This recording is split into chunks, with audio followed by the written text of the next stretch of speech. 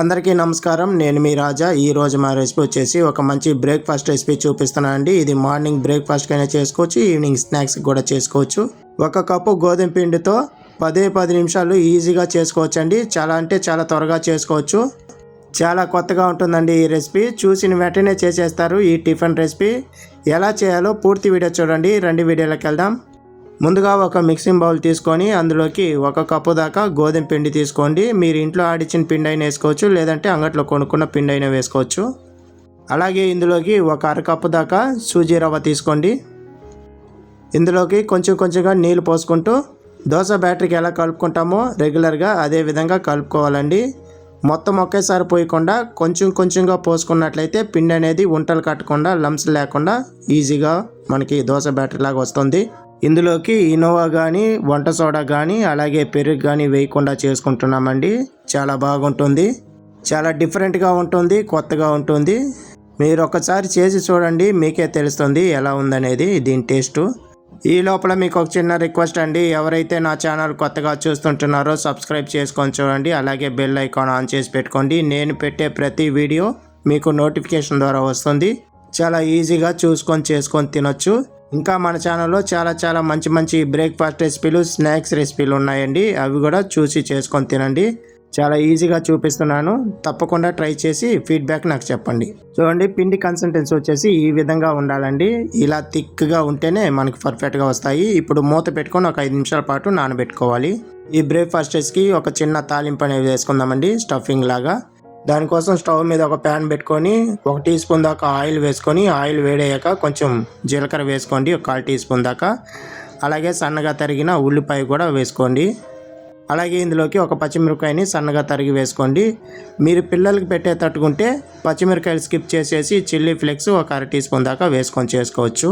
సన్నగా తరిగిన కొంచెం కరివేపాకు కూడా వేసుకొని ఇప్పుడు ఇదంతా బాగా ఫ్రై చేసుకోవాలండి, పచ్చివాసన పోయేంత వరకు. ఉల్లిపాయలు వచ్చేసి కొంచెం ద్వారగా వేయించుకుంటేనే సరిపోతుంది, మరీ వేయించాల్సిన అవసరం లేదు. జస్ట్ అలా వేయించుకుంటేనే సరిపోతుంది, కలర్ మారితే సరిపోతుంది. కొంచెం సాఫ్ట్గా వచ్చేదాకా వేయించుకుంటే బాగుంటుంది. ఎప్పుడు ఒకేలా కాకుండా కొంచెం డిఫరెంట్గా చేసుకొని తినాలి, గోధుమ పిండితో చేసుకొని తినాలి, హెల్తీగా చేసుకొని తినాలంటే ఈ వీడియోని మీరు ట్రై చేయండి. చాలా అంటే చాలా బాగుంటుంది. ఉల్లిపాయలంతా వేయించుకున్న తర్వాత 2 మీడియం సైజు క్యారెట్ని సన్నగా తురుముకొని వేసుకోండి. ఈ విధంగా క్యారెట్ వేయటం వల్ల టేస్ట్ అనేది బాగుంటుంది, తినేదానికి బాగుంటుంది. ఇప్పుడు ఇదంతా పచ్చివాసన పోయేంత వరకు బాగా వేయించుకోవాలండి. మంట వచ్చేసి మీడియం మంట మీద పెట్టుకొని బాగా వేయించుకోండి. మీకు కావాలంటే ఇంట్లో కూరగాయలు ఉంటే అవి కూడా యాడ్ చేసుకోండి. క్యాప్సికమ్ కానీ క్యాబేజ్ కానీ ఇలాంటివి ఏమైనా ఉన్నట్లయితే అవి కూడా సన్నగా తరుక్కొని, లేదంటే చిన్న ముక్కలుగా చేసుకొని కూడా ఇందులో వేసుకోవచ్చు. రుచికి సరిపడా కొంచెం ఉప్పు కూడా వేసుకోండి. ఒక 1/4 టీ స్పూన్ దాకా ఉప్పు వేసుకోండి. అలాగే కలర్ కోసం కొంచెం పసుపు వేసుకోండి, బాగా ఫ్లేవర్గా ఉంటుంది, వాసన కూడా. ఇప్పుడు ఇదంతా జస్ట్ ఒక 30 సెకండ్ల పాటు అలా వేయించుకున్నారంటే సరిపోతుంది. ఇప్పుడు స్టవ్ ఆఫ్ చేసుకొని ఇది తీసి పక్కన పెట్టుకోవాలండి. ఈ లోపల ఈ బ్రేక్ఫాస్ట్కి ఒక మంచి అద్భుతమైన చట్నీ కూడా చేసి చూపిస్తాను. దానికోసము స్టవ్ మీద ఒక ప్యాన్ పెట్టుకొని అందులోకి 1 అరకప్పు దాకా వేరుశనగ పప్పులు వేసుకోండి. పల్లీలు అంటారు కదా, అవి వేసుకొని బాగా ద్వారగా వేయించుకోవాలండి. ఈ విధంగా వేయించుకున్న వాటిని ఒక ప్లేట్లోకి మార్చుకొని చల్లార్చుకోవాలి. ప్లేట్లోకి మార్చుకొని పక్కన పెట్టుకోవాలండి. అదే ప్యాన్లోకి ఒక 1/2 టీ స్పూన్ దాకా నూనె వేసుకొని 4 పచ్చిమిరపకాయలని ఈ విధంగా 2గా కట్ చేసుకొని వేసుకోండి. ఒకవేళ మీరు కారం ఎక్కువ తినే వాళ్ళైతే ఇంకొక 2 పచ్చిమిరపకాయలు కూడా వేసుకొని చేసుకోవచ్చు. అలాగే ఇందులోకి ఒక 5 వెల్లుల్లిపాయ రెమ్మలు, ఒక చిన్న అల్లం ముక్క వేసుకొని ఇప్పుడు వీటన్నిటిని కొంచెం ద్వారగా వేయించుకోవాలండి, పచ్చివాసన పోయేంత వరకు. ఇవన్నీ వేయించుకున్న తర్వాత ఇంకా దించేసే లోపల ఆ టైంలో కొంచెం కొబ్బరిని వేసుకోండి. ఒక 1/4 కప్పు దాకా కొబ్బరి వేసుకోండి, పచ్చి కొబ్బరి వేసుకొని ఒక చిన్న చింతపండు ముక్కను వేసుకొని కొంచెం ద్వారగా ఒక 30 సెకండ్ల పాటు వేయించుకొని స్టవ్ ఆఫ్ చేసుకొని చల్లార్చుకోవాలి. చల్లార్చుకున్న తర్వాత వీటిని మిక్సీ గ్రైండర్లో వేసుకొని గ్రైండ్ చేసుకోవాలి. ఇదివరకు మీరు చట్నీలు చాలా రకాలుగా తినుంటారు, ఒక్కొక్కరు ఒక్కొక్క విధంగా చేసుకుంటారు. కానీ ఈరోజు నా స్టైల్లో మీరు చేసుకొని తినండి, చాలా అంటే చాలా బాగుంటుంది.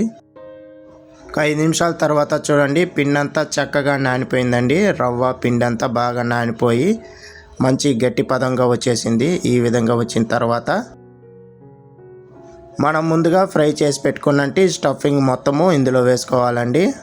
ఈ స్టఫింగ్ని మీరు డైరెక్ట్గా కూడా వేసుకోవచ్చు, కానీ వేయించుకొని వేసుకున్నట్లయితే కొంచెం టేస్ట్ అనేది ఇంకా బాగుంటుంది. ఇందులోకి కొంచెం సన్నగా తరిగిన కొత్తిమీర కూడా వేసుకోండి. రుచికి సరిపడా కొంచెం ఉప్పు వేసుకోండి. ఒక 1/2 టీ స్పూన్ దాకా ఉప్పు వేసుకోండి. కొంచెం నీళ్ళు పోసుకొని ఇప్పుడు ఇదంతా బాగా కలిసే విధంగా కలుపుకోవాలండి. ఇందులోకి మీరు కావాలంటే పచ్చ బఠానీలు కూడా వేసుకోవచ్చు, అలాగే క్యాబేజ్ కూడా వేసుకోవచ్చు. ఎల్లో కలర్ క్యాప్సికమ్, అలాగే రెడ్ కలర్ క్యాప్సికమ్, తర్వాత గ్రీన్ కలర్ క్యాప్సికమ్, ఇలా రకరకాలుగా ఉన్న క్యాప్సికమ్ కూడా వేసుకొని తిన్నారంటే టేస్ట్ చాలా బాగుంటుంది. పిల్లలైతే బాగా ఇష్టపడి తింటారు ఇలా చేసి పెట్టారంటే. ఇప్పుడు బ్యాటర్ అనేది రెడీ అయిపోయిందండి. ఇది పక్కన పెట్టుకొని ఒక 2 నిమిషాల పాటు వదిలేసారంటే బాగా చక్కగా నానిపోతుంది. ఈ లోపల మనం చట్నీ అనేది తయారు చేసుకుందాం. దానికోసం ఒక చిన్న మిక్సీ జార్ తీసుకొని ముందుగా వేయించి పెట్టుకున్నట్టు పల్లీలు, అలాగే పచ్చిమిరపకాయలు దుంసులంతా మొత్తం ఇందులో వేసుకొని రుచికి సరిపడా కొంచెం ఉప్పు వేసుకోండి, ఒక 1/4 టీ స్పూన్ దాకా. అలాగే ఒక 1/4 టీ స్పూన్ దాకా జీలకర్ర కూడా వేసుకొని కొంచెం నీళ్ళు పోసుకొని బాగా మెత్తగా వచ్చే విధంగా పేస్ట్ లాగా చేసుకోవాలండి. మరీ ఎక్కువగా నీళ్ళు పోయకండి, కొంచెం జారుగా కాకుండా గట్టిగా ఉండాలి, అప్పుడే తినేదానికి బాగుంటుంది. చూడండి ఈ విధంగా రుబ్బుకోవాలండి గట్టిగా. చూశారు కదా ఎలా ఉందో, చూస్తుంటే నోరు ఊరిపోతుంది కదండి. తప్పకుండా మీరు కూడా ఇదే విధంగా చేసుకోండి. ఇలా గ్రైండ్ చేసి పెట్టుకున్న చట్నీ మొత్తము ఒక మిక్సింగ్ బౌల్లోకి మొత్తం మార్చుకునేద్దాం. ఇందులోకి వచ్చేసి కొంచెం కూడా నీళ్ళు పోయకుండా అలాగే వదిలేయండి. గట్టిగా ఉంటేనే కొంచెం టేస్ట్ అనేది బాగుంటుంది. ఇందులోకి మీరు పోపు పెట్టుకోవాలనుకుంటే కొంచెం నూనె, ఆవాలు, కరివేపాకు వేసుకొని పోపులాగా చేసుకొని వేసుకోండి.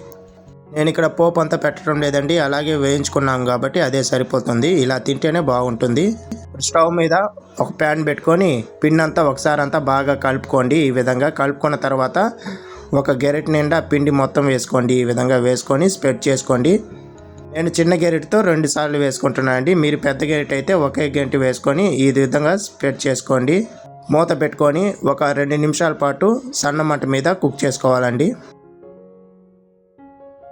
2 నిమిషాల తర్వాత కొంచెం పైన ఆయిల్ అంతా రాసుకోండి. ఆయిల్ అయినా కానీ లేకుంటే నెయ్యి అయినా కానీ రాసుకొని రెండో వైపు తిప్పుకొని 2 నిమిషాల పాటు మంట వచ్చేసి మీడియం మంట మీద పెట్టుకొని 2 నిమిషాల పాటు కాల్చుకున్నారంటే రెడీ అయిపోతుంది.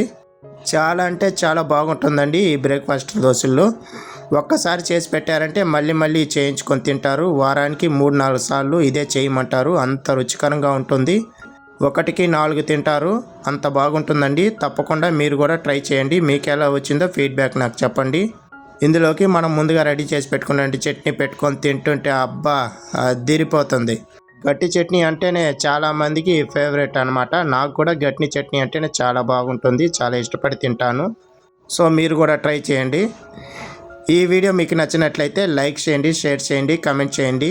మరిన్ని వీడియోస్ కోసం నా ఛానల్ సబ్స్క్రైబ్ చేసి పెట్టుకోండి. ఇలాంటి మంచి మంచి బ్రేక్ఫాస్ట్ రెసిపీలు నేను మీకు చేసి చూపిస్తాను.